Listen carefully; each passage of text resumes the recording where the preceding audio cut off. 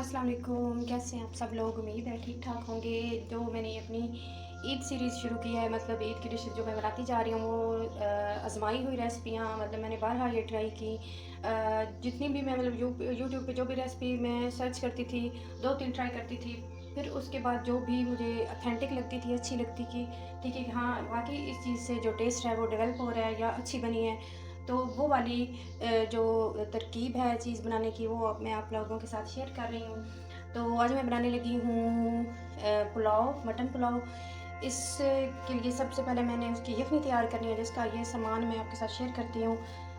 ये मैंने ली है तकरीबन 1 किलो गोश्त तकरीबन, और ये एक मोटी इलायची और 2 दालचीनी के टुकड़े, ये एक सब्ज़ मिर्च और लहसुन 3-4 जवे और छोटे छोटे 2 पीस अदरक के, ये 1 टीस्पून नमक।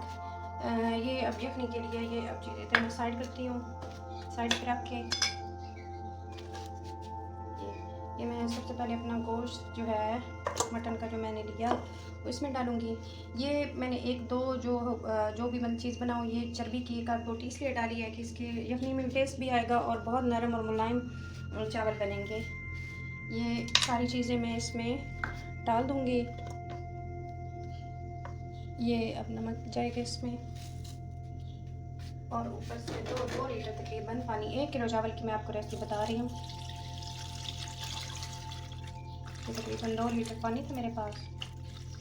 इसको अब तकरीबन 30 मिनट के लिए मैंने बॉईल करना है, इतना कि इसमें 1 लीटर तकरीबन पानी रह जाए और जो है रेसिपी हमारी उसमें जान डालने के लिए मिक्स कर लेंगे। ये देखिए,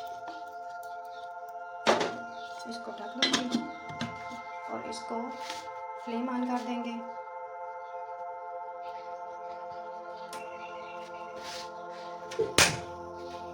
हाई से मीडियम फ्लेम पर हम इसको बॉयल होने के लिए 30 मिनट के लिए छोड़ देंगे। 30 मिनट के बाद मिलते हैं। हाँ जी, ये यखनी मेरी तकरीबन जो है वो तैयार हो गई है। ये देखिए, तकरीबन इतना पानी रहने दिया और तकरीबन जो गोश्त है इसमें वो तकरीबन 80% जो है वो गल गया है।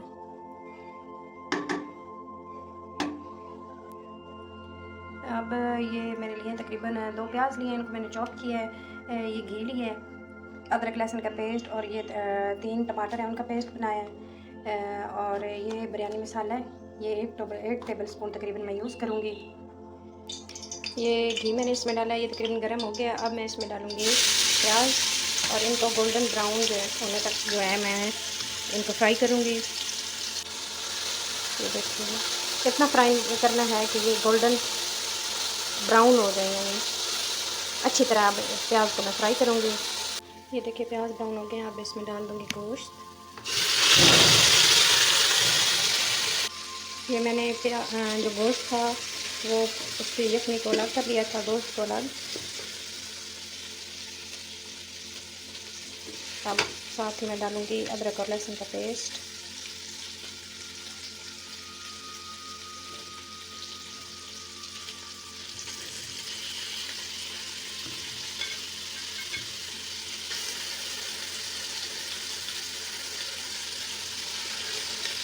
अब इसको तकरीबन 3 से 4 मिनट फ्राई करूँगी।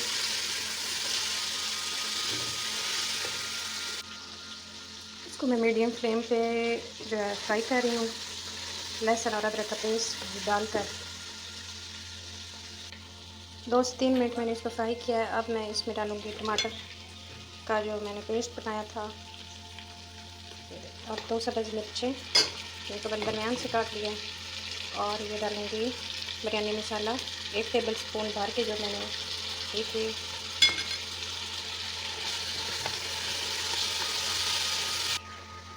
इसको तकरीबन मैं 3 से 4 मिनट जो है वो फ्राई करूँगी।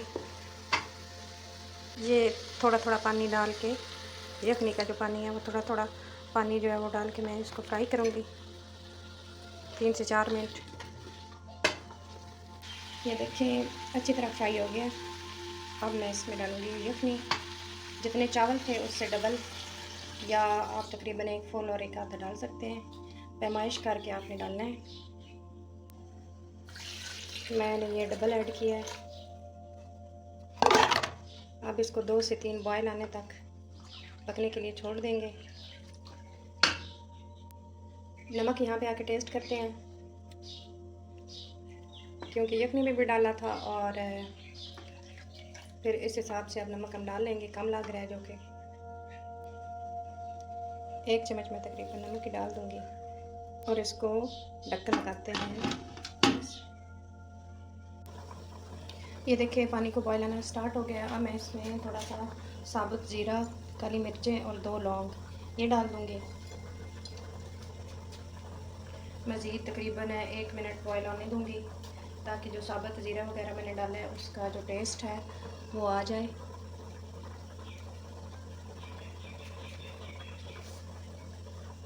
बॉयल आना शुरू हो गए थे और साबुत गरम मसाला डालने के बाद भी वेट किया तकरीबन 1 मिनट। अब मैं ये चावल मैंने छान लिए थे, अब मैं इसमें डाल दूँगी।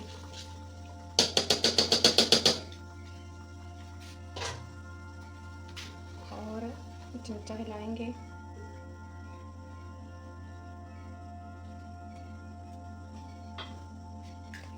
अब पानी खुश्क होने तक इसको तेज़ आंच पे ही पकाएंगे।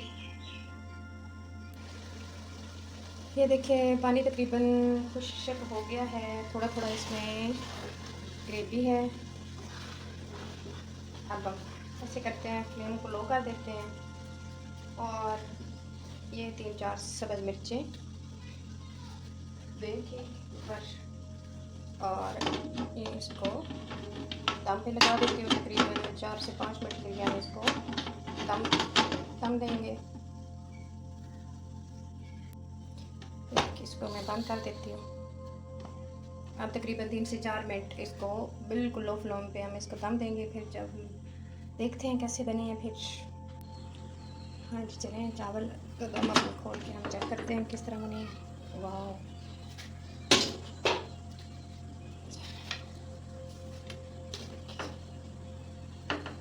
प्यारी खुशबू आ रही है। देखिए